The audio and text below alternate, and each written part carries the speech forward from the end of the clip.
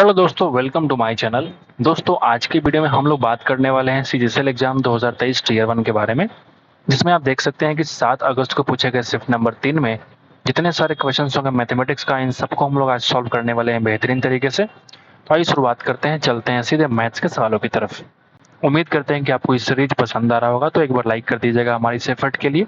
आइए शुरुआत करते हैं।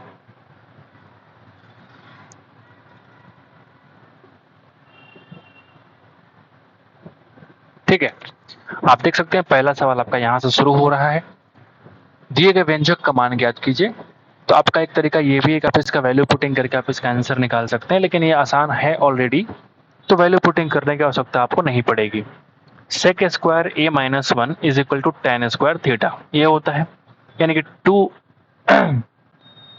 यानी कि मैं ये कह सकता हूँ 2 अपॉन कॉस थीटा, और ये नीचे बन जाएगा आपका टेन स्क्वायर थीटा, इसी को हम बोलेंगे sine square theta upon cos square theta. हमने एक की जगह पे क्या लिखा है, थीटा, कोई दिक्कत नहीं, आप समझ जाना।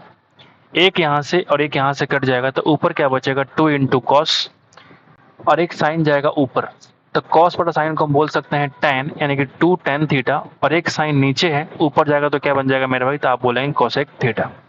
तो ऑप्शन नंबर 1 इस सवाल का आंसर हो जाएगा। आगे बढ़ते हैं, नंबर 2 पे चलते हैं। पहला सवाल बहुत ही आसान आपको देखने को मिला है। आइए इस पे आते हैं। इसको हम क्या बोल सकते हैं, इसको बोल सकते हैं 1 माइनस साइन स्क्वायर ए, यानी कि 1 प्लस साइन ए 1 माइनस साइन ए, तो 1 प्लस वाला कट जाएगा, 1 माइनस वाला आंसर इस सवाल का आंसर हो जाएगा। ऑप्शन नंबर 3 पे आते हैं। सवाल नंबर 3 पे कौन सा न्यूनतम छूट है आपको बताना है। तो 12% की दो क्रमिक छूट, तो 12 दूना 24, और माइनस कर लो 12 का 12% यानी कि 1.44, ठीक है। ये बन जाएगा 22.56%। ये डिस्काउंट है। एक तुम्हारा 20% का एकल छूट है। 5 खरीदे एक मुफ्त पाए, मतलब ये हुआ कि अगर तुमको 6 सामान लेना है तो आपको सिर्फ 5 का वस्तु का पैसा आपको पे करना पड़ेगा। डिस्काउंट कितना था, आप बोलेंगे 1 का डिस्काउंट आउट ऑफ 6, इसी को हम बोलते हैं 16 इंटीजर 2/3%। बोलिए, अगर हम इसकी बात करें तो आप बोलेंगे 6 खरीदे 2 मुफ्त पाए, मतलब अगर आपको 8 सामान खरीदना है तो आपको सिर्फ 6 का पैसा पे करना पड़ेगा। यानी कितना डिस्काउंट था, आप बोलेंगे 2 का डिस्काउंट आउट ऑफ 8, इसी को बोलेंगे 25%। अब तुम खुद ही बताओ कि सबसे न्यूनतम छूट कौन सा है, तो आप बोलेंगे 16 integer 2/3%। Option number 3 is the required answer. ठीक है। एक व्यक्ति जो है निश्चित धनराशि को 12% के एसआई की दर पर और दूसरी धनराशि को 10% की एसआई की दर पर निवेश करता है, 130 रुपए का वार्षिक ब्याज प्राप्त होता है। ठीक है मेरे भाई, 1 मिनट होल्ड कीजिएगा।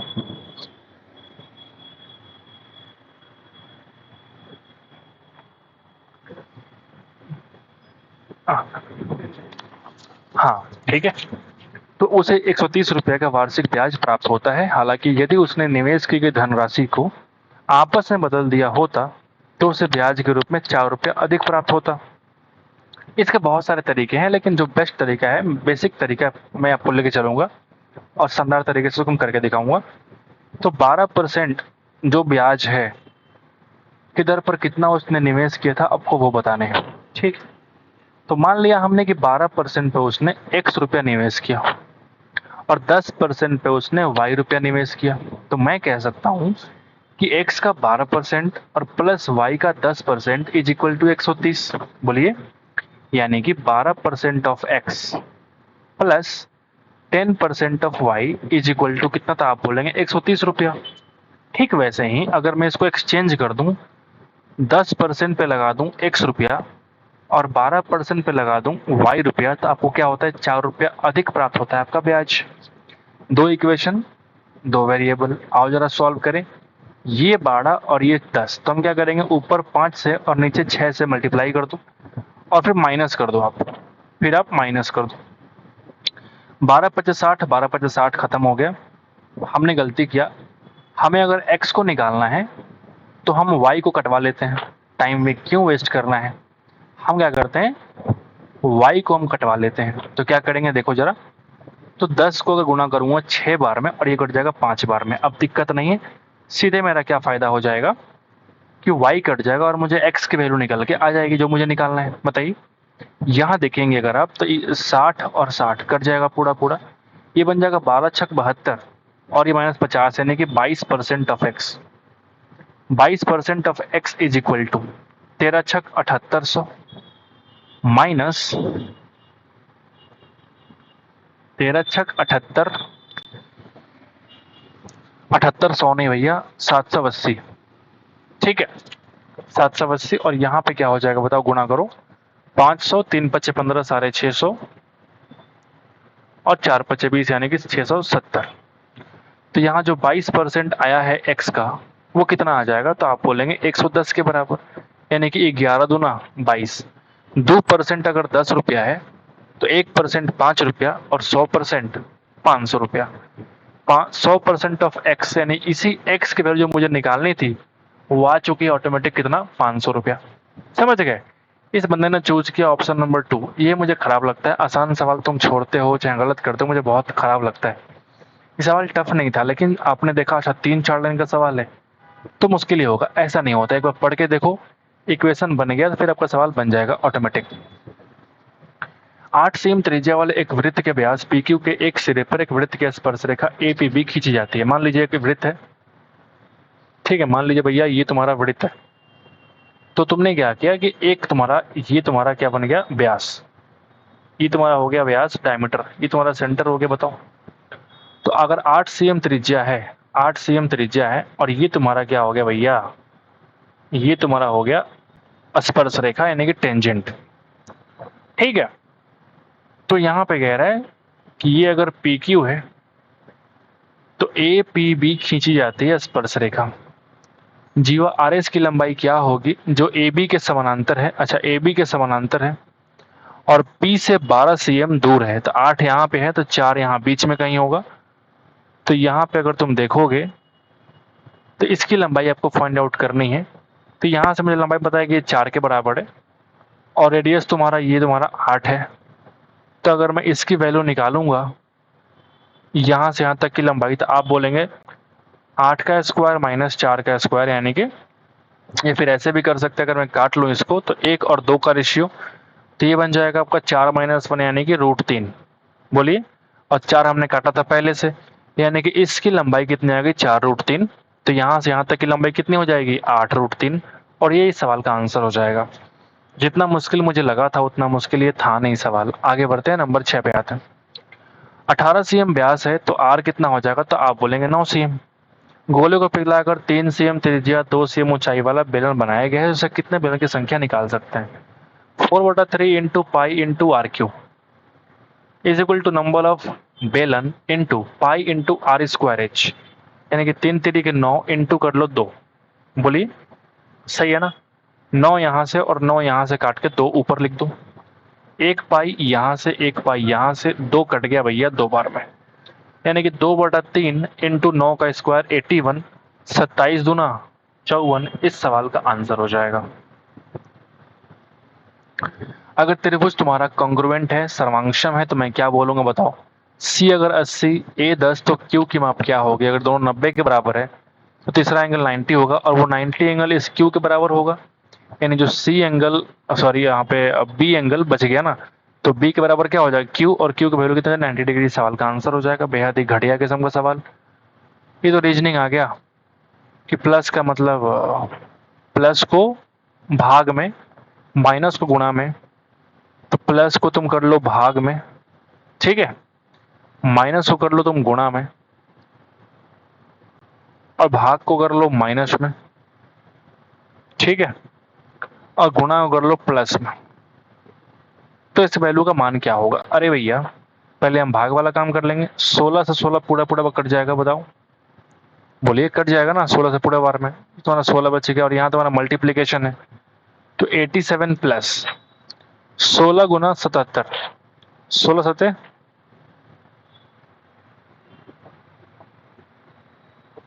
112, कैरी 11, 112 11 कितना हो जाएगा, 123, और माइनस कर लीजिए 1359। तो इन दोनों का सम कितना हो जाएगा बताओ। तो अगर ये 100 होता तो 1332 होता, लेकिन 13 कम करो तो ये 1319 हो जाएगा और माइनस करो 1359, तो आप बोलेंगे वैल्यू आ जाएगा -40, और ये इस सवाल का आंसर हो जाएगा। ऑप्शन नंबर 1 इस सवाल का आंसर होगा। राजेंद्र, एक मल्टीनेशनल कंपनी में डिलीवरी बॉय काम करता है, उसे प्रति डिलीवरी 90 रुपये का भुगतान कर रही है।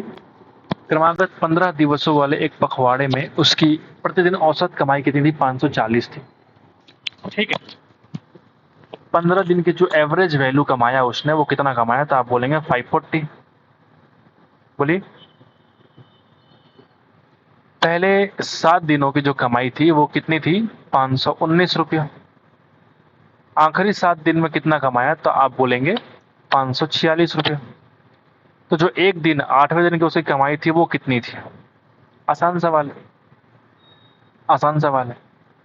ठीक है, तो यहाँ देखो 540 और ये 46, तो मैं एवरेज को लेके चलता हूँ 540। अगर ये कम लेके गया है तो मुझे फायदा होगा। कितने का फायदा होगा? तो आप बोलेंगे एक में 21 कम है, तो 21 गुना 7 मुझे फायदा हो जाएगा, यानी कि 147। अब ये 6 लेके गया है एक्स्ट्रा, तो मुझे नुकसान होगा 7 छक 42 का। बोलिए ना, यानी कि 540 प्लस ये जो अंतर आएगा ये 105 का आएगा, यानी कि 645 इस सवाल का आंसर हो जाएगा। इस बंदे ने चूज नहीं करा, मुझे बहुत गुस्सा आता है। आसान सवाल तुम छोड़ते हो, गुस्सा मुझे आता है। क्रमशः 40 और 30 सेम त्रिज्याओं वाले दो वृत्तों के केंद्रों के बीच की दूरी ज्ञात करिए। यदि उभयनिष्ठ अप्रत्यक्ष, ये जो सवाल है ना हर शिफ्ट में एक बार पूछा गया, पता है। और आपने अगर फॉर्मूला याद नहीं किया होगा फिर आप भूल जाएंगे। Length of tangent is equal to, इस वाले केस में D square minus R1 minus R2 का स्क्वायर। डी को बोलेंगे भैया केंद्रों के बीच की दूरी का स्क्वायर। एल कितना है? 10√15, स्क्वायर कर दो, यानी कि 100 गुणा 15, रूट हट जाएगा। डी स्क्वायर मुझे निकालना है, माइनस R1 माइनस R2 यानी कि 10 का स्क्वायर, 10 का स्क्वायर। ठीक है, तो बन जाएगा 1500 और 100 आएगा इधर से, यानी कि 1600 इज इक्वल टू हो जाएगा D square, is equal to हो जाएगा डी स्क्वायर। अब यहां से जो डी की वैल्यू आ रही है वो तुम्हारे पास आ रहा है 40। यहां पे जो डी की वैल्यू आ रही है वो कितनी आ रही है? तो आप बोलेंगे 40। तो मैंने कहीं मिस्टेक करी है क्या? उम्मीद तो ऐसा ही है। उभयनिष्ठ स्पर्श रेखा की लंबाई हो गया 100 गुणा 15 D square minus R1 minus R2, यानी कि 10 का स्क्वायर हो जाएगा 100, जुट जाएगा तो हो जाएगा 100। डी की वैल्यू मेरे हिसाब से 40 आ रही।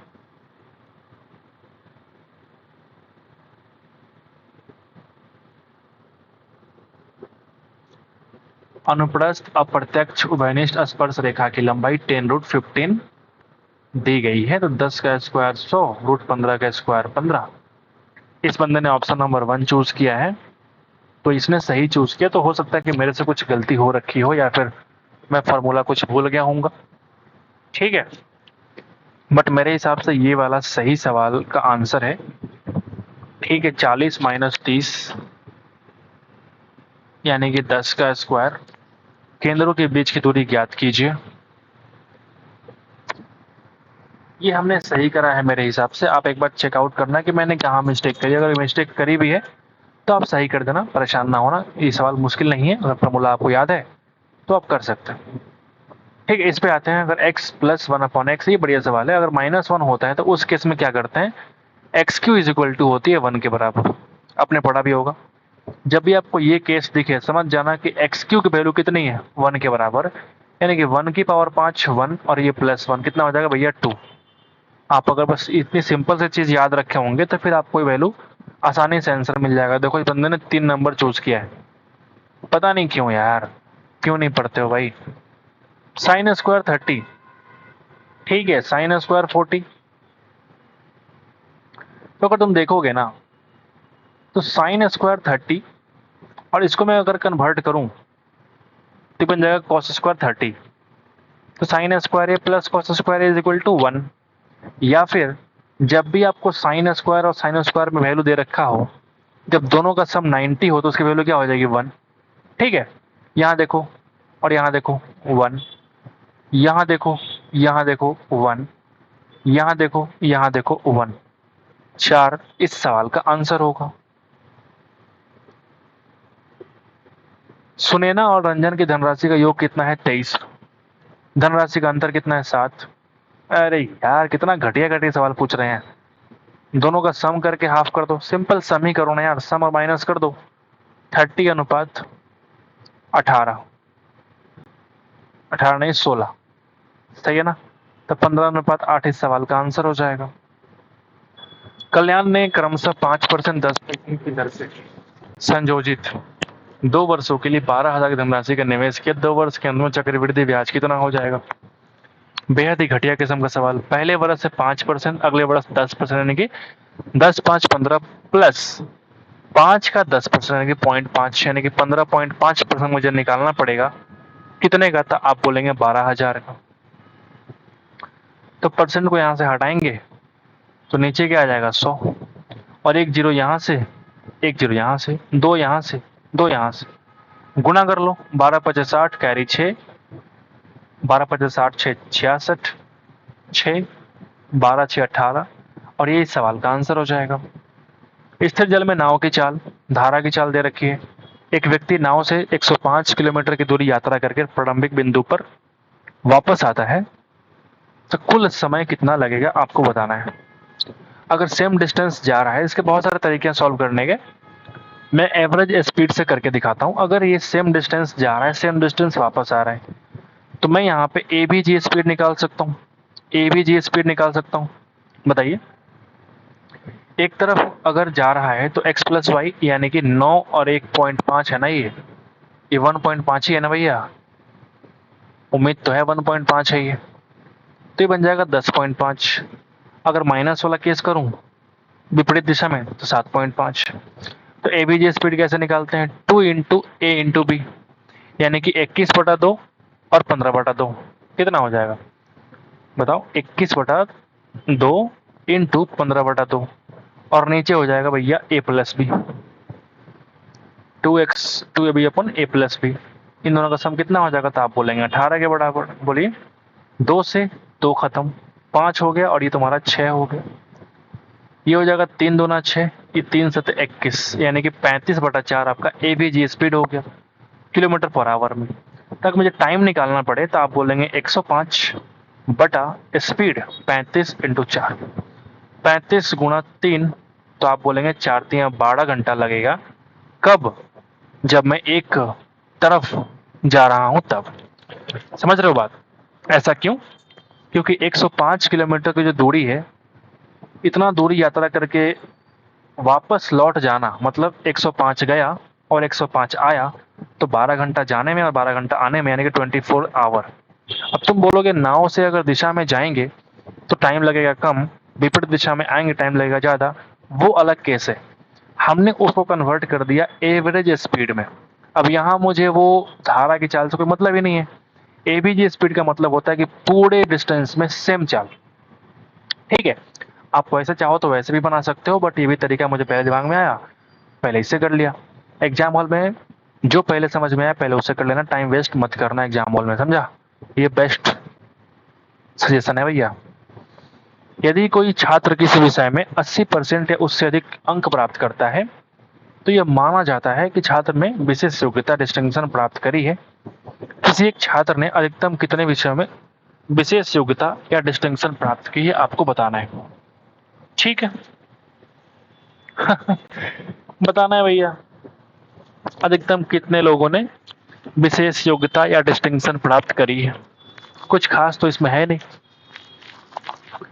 ठीक है, तो आओ जरा चेक करें।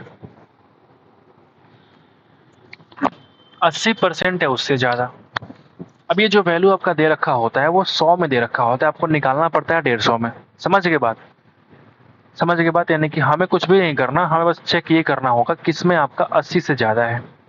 ठीक है, या 90 50 50, 1 2 और ये 3, 80 से तो यहाँ पे 3 बार 3 केस है यहाँ पे, मतलब 3 जो है विषय में आपका डिस्टिंक्शन लगा हुआ है। मतलब मैक्स पूछ रहा है कि अधिकतम कितने विषयों में किसी एक विद्यार्थी द्वारा प्राप्त किया गया है। तो 1 हो गया, 2 हो गया, 3 हो गया, और फिर यहाँ पे 4 हो गया, और यहाँ पे 4 इस सवाल का आंसर हो जाएगा। ठीक है, हो सकता है कि बाकी सब में भी 4 से कम ही इस सवाल का आंसर हो। यहाँ पे 1 है, फिर 1 है, मतलब सिर्फ 2 ही है। यहाँ देखो 1 है, 2 3 बस 3 ही है। यहाँ देखोगे 1 है, 2, 3 और 4, मतलब मैक्सिमम तुम्हारा 4 ही दिख रहा है, 4 से अधिक आपका नहीं जा रहा है। 1 है, यहाँ पे सिर्फ 1 ही है। यहाँ देखो आपका 1 और 2 सिर्फ 2 है, मतलब मैक्सिमम जो है अधिकतम वो 4 डिस्टिंक्शन प्राप्त करने का जो है इस सवाल में आंसर आपको देखने को मिल रहा है। आसान था, बिल्कुल भी मुश्किल नहीं था। एक टी-शर्ट का जो अंकित मूल्य है वो 560 रुपया है। 16% डिस्काउंट दिया और फिर 12% का अर्जित लाभ किया। छूट ना दी जाए तो कृष्णा को कितना लाभ होगा आपको बताना है। 16% डिस्काउंट यानी कि 1% की वैल्यू 5.6 गुना कर लो 16 से, यानी कि 16 छक 96 कैरी 9, 16 पच्चे 80 और 9 89। ये आपका वैल्यू हो जाएगा। 89.6 रुपया उसने डिस्काउंट दे दिया। अगर ये 90 होता तो कितना होता, 470 होता, लेकिन 0.4 और कम है, यानी कि 0.4 मुझे बढ़ाने पड़ेंगे। समझ गए बात? इतना में उसने सेल करा है, इतने में क्या किया उसने, सेल करा है। अब यहाँ पे क्या होता है, 12% डिस्काउंट, सॉरी 12% लाभ होता है, मतलब मैं कहता हूँ जो वैल्यू है ना, ये 112 का वैल्यू है, मुझे निकालना है 100 की वैल्यू, मुझे निकालना है 100 की वैल्यू। 4 से काटो, 4 दूना 8, 4 अठे 32, ये 4 से काटोगे 1 1 3 जो 4 7 28 और 2 4 यानी कि 4 छक 24। ठीक है। अगर मैं डेसिमल को हटा दूं तो यहाँ पे लग जाएगा 10 और एक जीरो से यहाँ पे एक जीरो कट जाएगा। 7 चौक 28, 7 एकम 7, 4 7, 7 छक 42, 5 6, 7 अठे 56। 4 से काटोगे अगर तो 4 चौका 16 और 2, यानी कि मैं कह सकता हूँ कि 420 रुपये क्या है इसका कॉस्ट प्राइस है। अगर आपसे कह रहा है कि वो डिस्काउंट नहीं दे और 560 में ही सेल कर दे तो कितना लाभ होगा, तो यहाँ पे निकाल दो, सीपी और एसपी का रेशियो निकाल दो। तो आप अगर देखेंगे तो ये 21/28, ठीक है, यानी कि 3:4 का रेशियो है। तो आप बोलें कितने का फायदा हो जाएगा, तो 1/3 का फायदा हो जाएगा, यानी कि 33 इंटीजर 1/3% का फायदा आपका हो जाएगा। ये तुम्हारा क्या हो जाएगा, प्रॉफिट परसेंटेज। आसान था। यहाँ पे आते हैं अलजेब्राइक सवाल में आते हैं। क्या कह रहा है सवाल, X square plus Y square plus Z square की वैल्यू आपको दिस है और ये आपका दे रखा था, आपको ये निकालना है। कुछ भी नहीं है सवाल में भाई, तुम इसका स्क्वायर अगर करोगे तो कितना बनेगा, X square plus Y square plus Z square यानी कि 628 plus 2 into X Y plus Y Z plus जो भी ये दे रखा है, मतलब 2 इंटू 24 यानी कि 48 के बराबर। अगर मुझे इसकी वैल्यू निकालनी पड़ेगी तो मैं क्या करूंगा, इस पे चढ़ा दूंगा रूट, बोलिए ना, हो जाएगा ना, यानी कि ये बन जाएगा 676 का अंडर और रूट, यानी कि 26 इस सवाल का आंसर हो जाएगा। आगे बढ़ जाते हैं, 19 पे आता है। एक वृत्त के चाप द्वारा वृत्त के केंद्र पर अंतरित कोण की माप कितनी है, 128.5 है, तो परिधि पे उसका आधा होता है 64.25। इस सवाल का आंसर हो जाएगा। बेहद ही घटिया किस्म के सवाल पूछे जा रहे हैं भैया। कंपनी पी के मासिक मुनाफे और यू के मासिक मुनाफे का अनुपात, पी का मुनाफा कितना, ये 900 है, कितना लिखा हुआ है 800, और यू का कितना है, तो आप बोलेंगे 320 है क्या, 16 दूना 32, 16 पचे 80, 5:2 इस सवाल का आंसर हो जाएगा। मौसम विज्ञान में विशेषज्ञता रखने वाले शुद्ध छात्रों की संख्या, ठीक है, लगभग खगोल भौतिकी में विशेषज्ञता रखने वाले छात्रों की संख्या का कितना परसेंट है। मेट्रोलॉजी की दर बताओ, यहाँ पे है, अभी कितना लिखा हुआ है देखना बहुत इंपॉर्टेंट है, परसेंटेज निकालना है। ये कितना परसेंट है, 17% है क्या, आपसे कह रहा है 17% जो है ये खगोल, यानी कि किधर है खगोल, एस्ट्रोफिजिक्स, जो कि यहाँ आपको दे रखा है, ये 22 है कि 23 है, ये बताओ मेरे को, 23% है क्या, तो ये आपको निकालना है कितना परसेंट है। तो खुद से भी कर सकते हैं आप, 1700/23 यानी कि अगर मैं गुणा भाग करूं 1700/23 यानी कि 23 से कितनी बार जाएगा, तो आप बोलेंगे 6-7 बार जाएगा, 7 बार जाएगा, यानी कि 140 और 3 सते 21, 161, 90, यानी 23 या 69.21, 73.89 के आसपास आने वाला है। तो 73 के बाद सिर्फ एक ही ऑप्शन है, ऑप्शन नंबर 4, बाकी सब 70, 71, 72 है, काट के हटाओ, option number 4 is the required answer. कक्षा के 25 विद्यार्थी की जो औसत आयु है वो कितनी है, तो आप बोलेंगे 14। 14.6 वर्ष की आयु वाले 5 नए विद्यार्थी इस कक्षा में शामिल हो जाते हैं ना, तो 30 विद्यार्थियों का जो एवरेज है वो आपको निकालना है। अब तुम यहाँ पे खुद देखो कि पहले से 14 तुम्हारा एवरेज था, अब ये 0.6 एक्स्ट्रा लेके आए, कितने विद्यार्थी थे, आप बोलेंगे 5 विद्यार्थी एक्स्ट्रा लेके आ गए, तो 0.6 इंटू 5 यानी कि 3 kg एक्स्ट्रा लेके आ गए, और ये 3 kg बट जाएगा 25 और 5 30 विद्यार्थी में। आओ जरा काट लेते हैं, यानी कि 14.01, सॉरी 14 प्लस 0.1 यानी कि 14.1 वर्ष, ये इस सवाल का आंसर हो जाएगा। समझ गए, हमें केजी लग रहा था, यहाँ पे जो भी है ना, इस 0.6 एक्स्ट्रा के बदले 5 अगर नहीं आएंगे तो 0.6 इंटू 5 यानी कि 3 एक्स्ट्रा बढ़ जाएंगे, जो कि हमको पूरा का पूरा 30 में डिवाइड करना पड़ेगा। Option number 4। आइए जरा सरल करें, इस सरल का आंसर निकालें। तो वैल्यू पुटिंग कर लो भाई, कुछ ना समझ आए वैल्यू पुटिंग, ठीक है, कुछ भी ना समझ आए तो वैल्यू पुटिंग, ठीक है। वैसे अगर मैं एक बार ये बोलूं कि जाओ जरा जरा तीनों को जोड़ के देखते हैं, तो L minus M plus M minus N plus N minus L, अगर तुम जोड़ोगे तो L L N N M M cut जाएगा, यानी कि वैल्यू कितना, 0। A cube plus B cube plus C cube, यहाँ पे A plus B plus C की वैल्यू अगर 0 के बराबर हो तो ये जो होगा 3ABC के बराबर होगा, तो यहाँ पे ABC और 3 कट जाएगा, सिर्फ 4 बचेगा, यानी कि 1/4 इस सवाल का आंसर हो जाएगा। दो संख्या 1:2 के अनुपात में है, दोनों में अगर 7 जोड़ दिया जाए तो उनका अनुपात 3:5 हो जाता है, तो बड़ी संख्या कौन सी आपको बतानी है। हमने मान लिया इसको x और 2x का अनुपात, दोनों में 7 जोड़ दो, कुछ ना समझ आए बिल्कुल शिफ्ट हो जाओ, बिल्कुल बेसिक में, समझ गए। 5x और ये 6x यानी कि x का डिफरेंस है, ठीक है। यहाँ पे 7 5 35, 7 3 21, यानी कि 14 का डिफरेंस है, यानी कि x की वैल्यू आ गई 14। तुमसे कह रहा है कि बड़ी संख्या कौन सी है, बड़ी संख्या 2x है, यानी कि 28 इस सवाल का आंसर हो जाएगा। आते हम लोग आखिरी सवाल की तरफ। एक प्रसिद्ध ब्रांड ने अपने माल को क्रय मूल्य से 40% अधिक पर अंकित किया, परंतु ग्राहकों को यूपीआई भुगतान करने पे 7.5% का छूट दिया। यदि ग्राहक यूपीआई द्वारा भुगतान करके एक शर्ट खरीदने के लिए 1813 रुपये का भुगतान करता है ना, तो उस शर्ट पे कितना % वास्तविक लाभ होता है आपको बताना है, कितना % वास्तविक लाभ आपको बताना है। अब तुम जरा एक बात देखो, हमने क्या माना कि क्रय मूल्य से 40% अधिक अंकित किया, अगर किसी का 100 रुपया क्रय मूल्य रहा तो उसने कितना मार्क किया था, आप बोलेंगे 140। अब इस पे जो है ना 7.5% का डिस्काउंट दिया, यानी कि 1% की वैल्यू कितनी, 1.4, आधा % की वैल्यू 0.7, 0.7।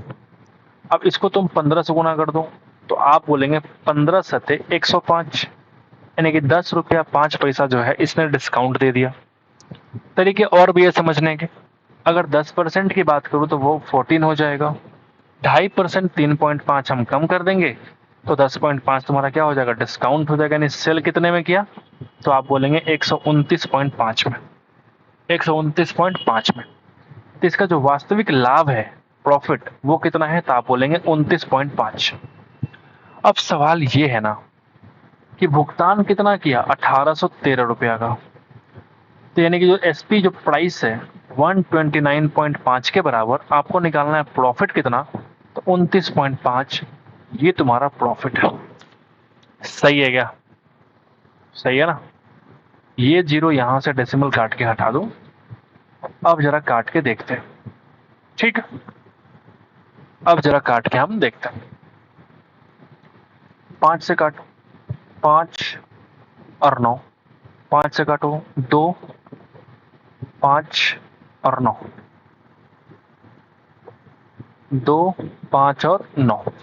ठीक है, समझ गए भैया? 2, 5 और 9।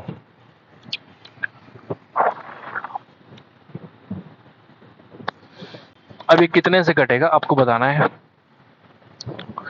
9 सत्ते 63, यानी कि ये पूरा पूरा जो वैल्यू है ना, ये 7 से कटने वाला है मेरे हिसाब से। 200 तो 1400, फिर 350, हाँ सही है, 7 से पूरा पूरा कट जाएगा। यानी जो प्रॉफिट हुआ वो कितना हुआ, 9 सत्ते 63 यानी कि 6, 35 और 6 यानी कि 41 रुपया। तो 413 रुपये का क्या हो जाएगा, प्रॉफिट हो जाएगा। तो ये तुम्हारे सवाल का आंसर हो जाएगा। तो उम्मीद करते हैं कि आपको ये सवाल, ये शिफ्ट, ये सीरीज पसंद आ रहा होगा। तो एक बार लाइक कर दीजिएगा हमारी इस एफर्ट के लिए। मिलते हैं आपसे अगले वीडियो में। अपने दोस्तों को शेयर कर लीजिए थोड़ा सा, ताकि मुझे थोड़ा अच्छा लगे। ठीक है, जो मुझे मोटिवेशन मिलता है, आप लोग लाइक करते हो, शेयर करते हो, कमेंट करते हो, इस तरह आप अच्छा काम कर रहे हो, मेरे लिए मतलब मुझे फ़ायदा होता है। तो ये मुझे अच्छा लगता है। मुझे लगता है कि हाँ, मेरा मेहनत थोड़ा सही जगह पे जा रहा है। ठीक है, बाकी बच्चे लोग कमेंट करते हैं कि हाँ CGL और CGL 2022 का शुरू कीजिए, 2022 वाला शुरू कीजिए। तो पुराने शिफ्ट जरा जो मैं PDF इकट्ठा नहीं कर पा रहा हूँ, मैं वो सारे सीरीज का इकट्ठा PDF मुझे नहीं मिल पा रहा है। और मिल भी रहा है तो वो जो PDF मिल रहा है उसमें जो एजुकेशन के चैनल्स हैं वो अपने अपने चैनल का प्रचार करने के लिए उस PDF के बैकग्राउंड में अपना बड़ा बड़ा नाम लिखे हुए हैं। तो वो मैं अगर दिखाऊंगा तो आपको ध्यान सिर्फ उसी पे जाएगा। मैं कोशिश करता हूँ कि मैं कोई ब्रांड प्रमोशन या फिर कुछ भी ऐसा ना करूँ जिससे कि आपको बिल्कुल सटीक PDF दिखाई दे। अगर आप देखेंगे तो कहीं भी एक जगह कहीं प्रमोशन आपको दिखाई नहीं देगा। बिल्कुल ब्लैंक कोरा कोरा कागज, जिस तरह से आपका एग्जाम हॉल में सवाल आता है बिल्कुल वैसा ही रहता है। कहीं पे कोई प्रमोशन नहीं, कहीं पे कोई बैकग्राउंड में चैनल का नाम वगैरह कुछ भी नहीं, बिल्कुल सटीक। ठीक है, तो उम्मीद करते हैं कि आपको ये सीरीज पसंद आ रही होगी मेरे भाई। तो बाकी आप समझदार हैं। मिलते हैं आपसे अगले वीडियो में। Thank you so much.